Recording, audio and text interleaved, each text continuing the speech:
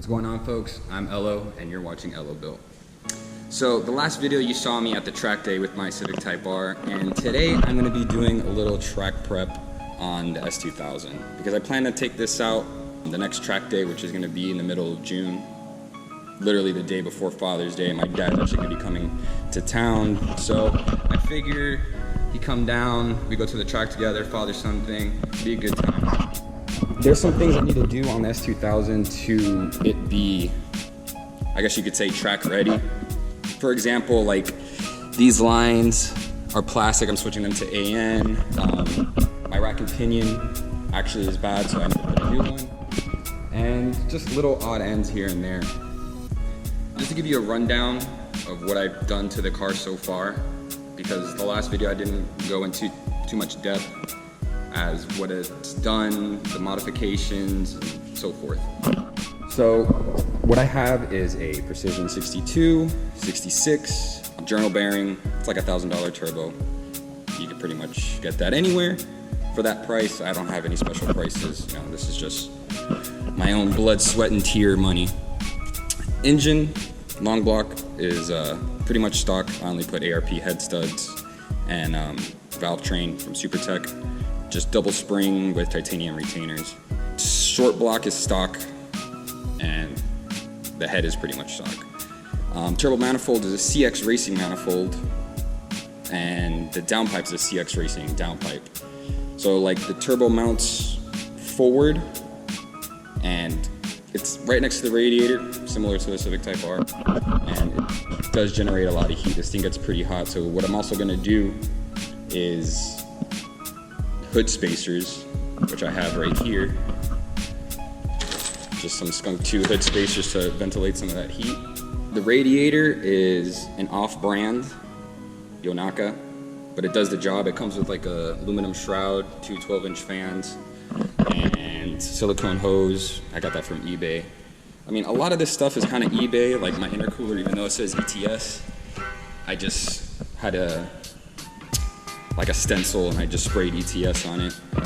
So it's not ETS. It's kind of a little phony, but whatever. I'd like the look of it. The piping I got from Treadstone, and the fab work was done from a buddy of mine named Kevin, Custom Auto Marine. He's a guy down here in South Florida that does really good fab work. He did my exhaust. It's a 3-inch aluminum exhaust from the CX Racing downpipe all the way down to a titanium muffler from Vibrant.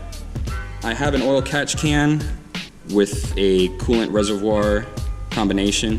That's from Schmuck Built. He does really good work too. He has a twin turbo symmetrical S2000 with a J series in it, and the guys I know about him, you guys know his work. But I mean, it's very simple. It's on an AEM V2. It was tuned by Fred. I made 600 to the wheel on 22 pounds on E85 on a single 450 Walbro. 2200cc injectors, Bosch injectors. They're not stainless, so I have to if I don't drive the car, I have to start it, every 2 days, have it running a little bit because E85 does corrode. And aside from that, I mean, it's just pretty much fairly stock transmission. I have a Action Clutch Ironman series, which is basically an on-off switch. There's no give. So you have to rev the piss out of it just for it to get some split. And suspension are Fortune 500s, custom spring rates, Enki 17.5 on a Dunlop tire, 255 squared all around. I mean, that's pretty much it. I mean, I'm just gonna give you the rundown of the things I'm gonna do for it to the track day, so it could hold up at least. All right, first thing first, I'm going to convert my plastic line to AN line. Now, I have a Turbo Smart 45mm Hypergate wastegate, and it comes with these 532 fittings, and the lines that you could use are only this size. So like I said, the S2000 generates a lot of heat and they melt like nothing. So Turbo Smart sells these fittings that convert to AN. So this is a dash 4 AN. I'm going to use dash 4 line.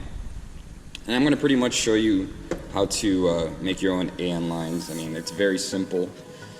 I mean, you have basic tools like this. Well, this is a special tool. This is like a shear to have clean cuts on the AN lines. If you don't have the clamps for the vise, you could pretty much make your own, I guess. This is just cardboard, and I just put some tape on it just so it doesn't mar up the fitting. And the fittings I have here are from Treadstone. These are dash 4 fittings. This T-line I had to get from Vibrant, and that's pretty much it. So I have this one prepped already, so basically I'm just gonna go over here.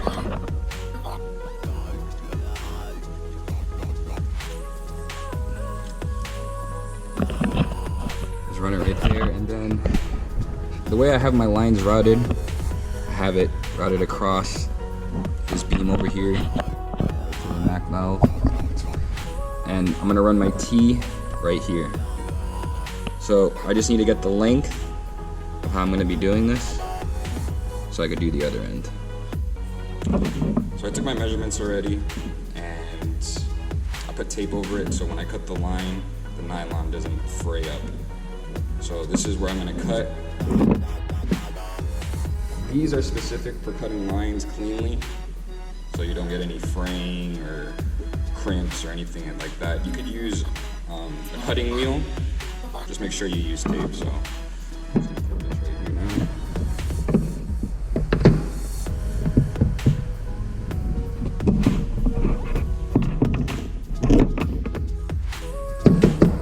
See how it's a clean cut right there. So I'm gonna take the tape off and I'm gonna install the fitting now. So now I'm gonna get a straight fitting. Take off this collar.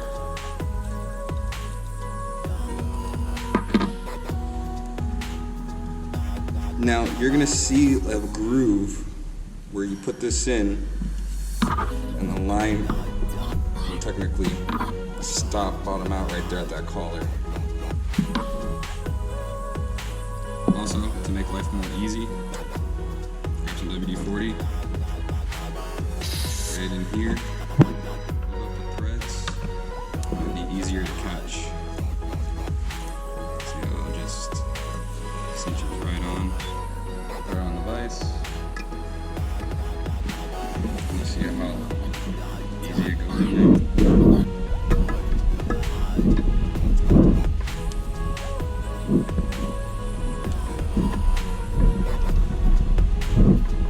No resistance.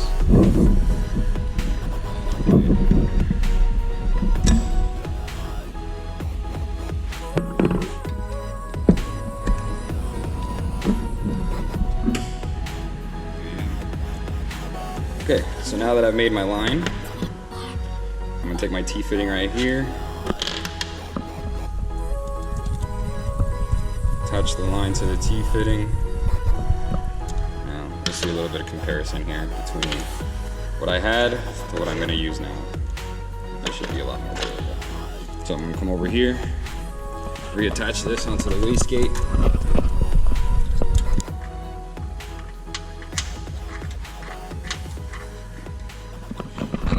It actually looks good. So pretty much I'll run my T right there where it originally was. Now I'm just gonna run the rest of the lines, and I'll get back to you on how it all looks. So this is the finished product. Routed all the lines. I put these hose separators so it's a cleaner look. Now everything I used, I'll put links on the description box. So if you need anything for your project, just look them up. Treadstone, Vibrant, some good stuff. So next step is to replace the good old rack and pinion. Now the AP ones have a common issue where over time the steering rack, since it's electric, will go out. It has like a torque sensor on the shaft, and it just goes bad. The steering gets real stiff, there's no feel, so I'm definitely gonna need to change that if I'm gonna do a track day on this car. So next step is to replace that, and hopefully that's the issue.